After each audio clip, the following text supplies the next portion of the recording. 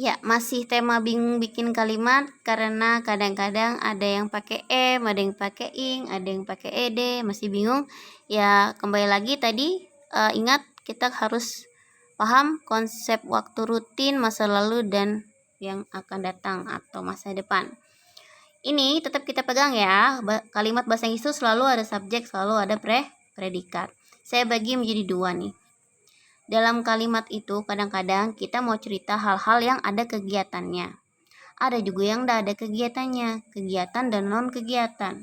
Kegiatan itu berarti ada yang kita lakukan, guys. Kalau non-kegiatan itu yang nggak ada kita lakukan. Contoh nih ya, saya tidur. Saya ngantuk. Kita perjelas nih ya. Tidur itu memang nggak ngapa-ngapain, tapi tidur adalah sebuah kegiatan. Ngantuk itu kegiatan bukan ya. Ngantuk itu bukan kegiatan. Ngantuk itu hal yang kita derita. Jadi ngantuk itu sifat sebetulnya. Kalau kategorinya dalam bahasa Inggris itu dia adjektif atau sifat mengantuk ya. Jadi saya tidur itu walaupun secara kasat mata dia itu nggak ngapa-ngapain, nggak kegiatan, tapi tidur adalah melakukan kegiatan tidur ya, melakukan tindakan yaitu tidur. Sementara ngantuk bukan saya melakukan ngantuk, tidak ada, tapi saya menderita ngantuk, bisa jadi ya. Nah, kita lihat di sini ya, ini yang kegiatan yang non kegiatan. Nanti kita cari contoh lainnya.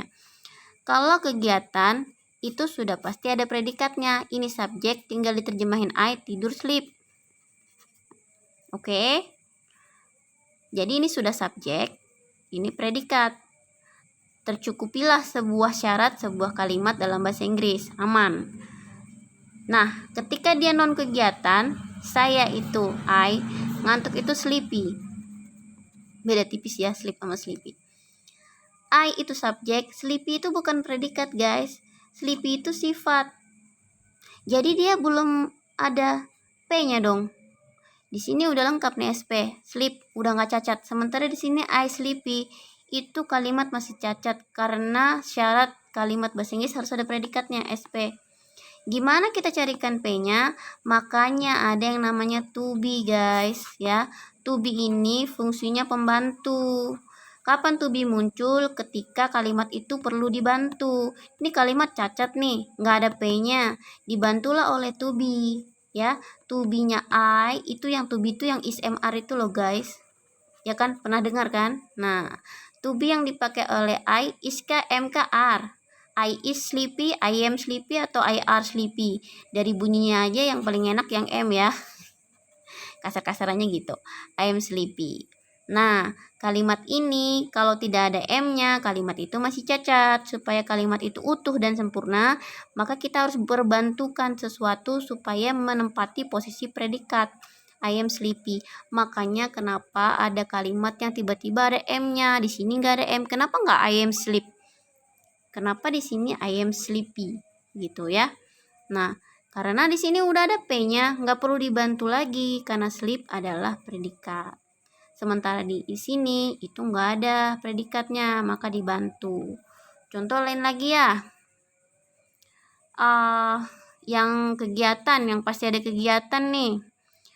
Saya, apa nih kegiatan kalian nih yang paling sering kalian lakukan? Saya rebahan. Oke lah, saya rebahan.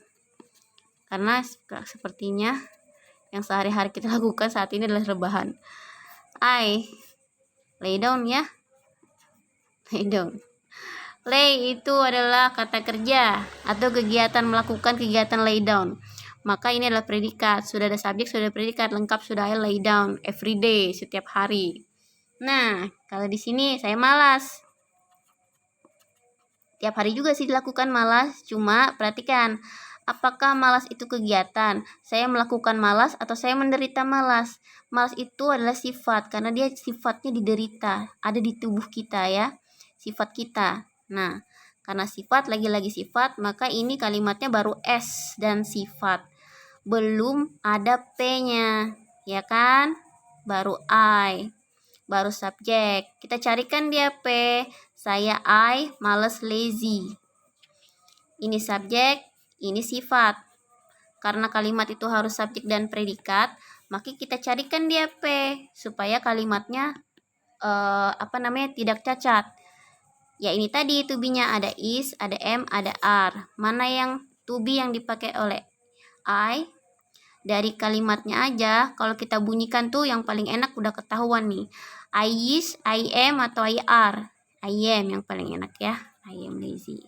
Tuh, ini alasannya ya.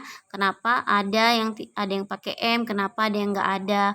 Karena dia am itu sebetulnya fungsinya adalah P predikat, karena syarat utama kalimat berbahasa Inggris adalah subjek dan predikat. Begitulah kesimpulan saya, semoga bermanfaat.